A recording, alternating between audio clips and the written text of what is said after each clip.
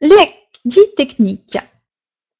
Alors, je voudrais vous proposer une classification par rapport aux origines de ces techniques avant même de procéder au descriptif des techniques, comme vous souvenez-vous, des techniques majeures et des techniques mineures.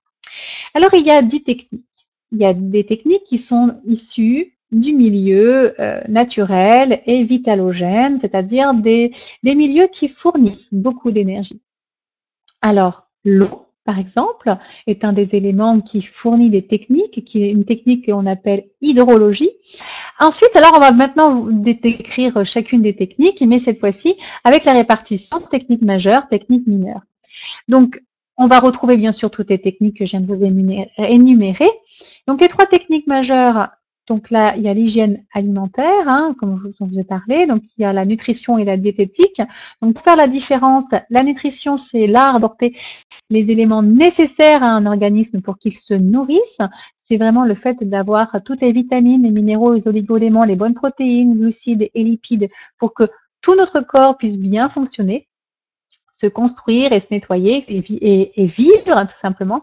Et la diététique, eh bien, c'est une faction particulière de s'alimenter pour déclencher ce qu'on appelle le processus d'autolyse, c'est-à-dire le nettoyage du corps, on reverra cette notion plus tard, et permettre d'accroître l'état de santé.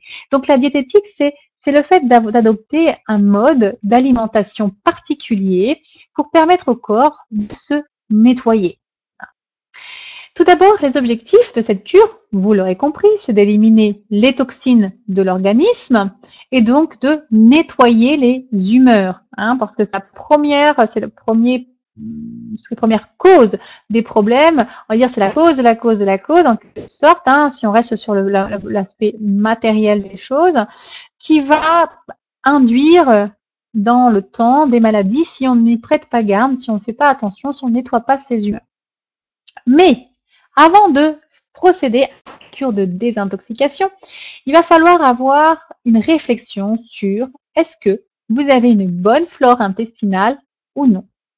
Parce qu'une flore intestinale, donc la flore intestinale, c'est le microbiote qui se trouve dans vos intestins, notamment, elle est très nombreuse, cette flore intestinale, enfin, il y a beaucoup de bactéries qui sont dans notre côlon, et donc, elles ont un rôle vraiment indispensable, ces bactéries. C'est d'abord de fournir, de synthétiser un certain nombre d'enzymes, d'éléments nutritionnels, d'éléments pour protéger, nourrir notre muqueuse intestinale également. Et en échange, eh bien, nous lui fournissons le gîte et le couvert. Donc, si elle se déséquilibre, c'est-à-dire que si elle laisse la place à des bactéries opportunistes, voire des bactéries pathogènes, donc soit les bactéries opportunistes vont nous créer des désagréments, donc elles vont produire des gaz, voilà, et puis plein de toxines qui vont venir inflammer nos intestins. Pire, si c'est des bactéries pathogènes qui se développent, eh bien on va avoir par exemple des gastroentérites. Ou bien voilà, il y a différents mots qui sont en lien avec le développement d'une bactérie pathogène. Alors ça, on verra comment ça se développe, mais déjà, il faut avoir ce premier réflexe avant de commencer une cure de détox, c'est est-ce que vous avez une flore intestinale qui est de qualité? Parce que si c'est pas le cas, si vous êtes en endométriose, eh bien sachez qu'elle produit énormément de déchets et que ça sert à rien de faire une détox d'un côté si vous produisez des déchets de l'autre. Alors ensuite, eh bien, dernière étape de la cure de désintoxication, ouvrir les émonctoires. Donc, un émonctoire, comme vous avez pu le comprendre, ce sont les organes dépurateurs de l'organisme. Il y a différents déchets qui sont traités, donc des déchets qui sont solubles dans l'eau. On va les dire hydrophiles, à noter, mais ce sont des déchets dits hydrophiles. Notamment, ils s'appellent les cristaux, qui vont être éliminés par les reins, via les urines, par les poumons via le gaz carbonique et puis la peau via la sueur. Donc, je vais vous envoyer une fiche pour vous expliquer comment faire ce massage. Donc, vous voyez, je vous ai mis le schéma. Donc, tout simplement, avec une petite serviette douce, bien vous frictionnez le dos avec plusieurs mouvements en sortant de la douche, par exemple, pour activer la circulation au niveau des reins. Donc la peau, comme je vous ai dit, c'est un organe d'épuration mixte, hein, donc qui va drainer à la fois les cols et les cristaux.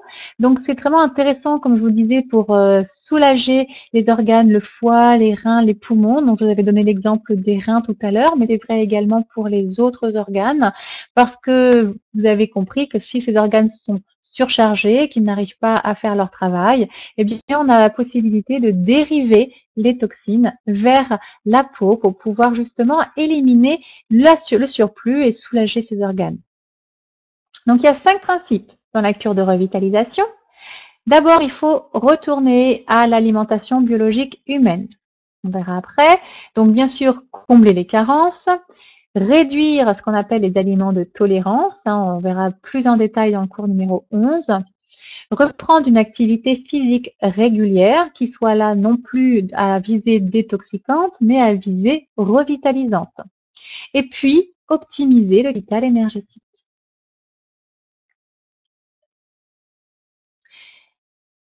Alors, l'alimentation biologique humaine. Il s'agit là d'avoir une alimentation qui soit adaptée au tube digestif humain. Donc, premièrement, supprimer les aliments de tolérance, donc je vous l'ai dit, les amidons, les viandes, et c'est donc un régime qui est principalement crudivore. Alors, quand je dis principalement crudivore, ça veut dire qu'il y a vraiment une large part dans l'alimentation qui est crue, et puis c'est une alimentation qui est mangée à satiété. Donc, parce que cette alimentation crue, une fois que vous avez travaillé sur votre intestin, lorsque vous avez nettoyé tout votre organisme, lorsque toutes les fonctions, la flore intestinale est intègre, que toutes les fonctions sont revenues à un niveau de fonctionnement optimal, eh bien, vous allez naturellement avoir mieux profiter des aliments crus qui sont très vitaligènes, très nutritifs et qui vont demander beaucoup moins de volume d'aliments que lorsque l'alimentation est cuite pour pouvoir tirer votre énergie de cet aliment.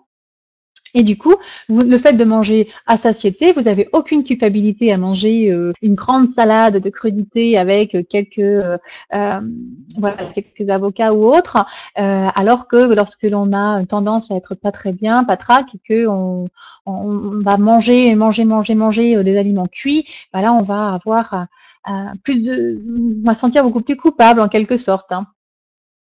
Je le rencontre assez souvent, ça en consultation.